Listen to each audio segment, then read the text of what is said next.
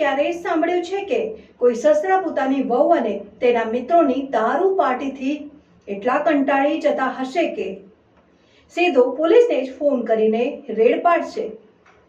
સુરતમાં આવી જ એક ચોંકાવનારો કિસ્સો સામે આવ્યો છે, જ્યાં એક આર્ટિસ્ટ વહુની દારૂની મહેફિલ તેના જ સસરાએ પોલીસને જાણ કરી ઝડપાવી દીધી. જોતા રહો Bharat times news. Police control રૂમને એક અજાણ્યો કોલ મળ્યો, જેમાં કોલ કરનારે જણાવ્યું કે તેની વહુ પોતાના મિત્રો સાથે ડુમસના એક જાણીતા વીકેન્ડ એડ્રેસ હોટલના રૂમ નંબર 443માં દારૂની પાર્ટી કરી રહી છે. આ કોલ કોઈ હતો દારૂ પાર્ટી કરતા એ જ આર્ટિસ્ટ વહુના સસરાનું. સસરાએ પોતે જ પોલીસને માહિતી આપી હતી કે તેમની વહુ પોતાના મિત્રો સાથે દારૂની મહેફિલ માણી રહી છે.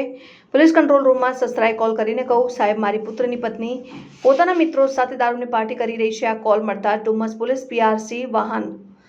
પીસીઆર વાહન સાથે તાત્કાલિક સ્થળ ઉપર પહોંચી હતી અને વીકેન્ડ એડ્રેસના રૂમ નંબર 443નો દરવાજો ખુલ્યો ત્યારે પોલીસ પણ આશ્ચર્યચકિત થઈ ગઈ.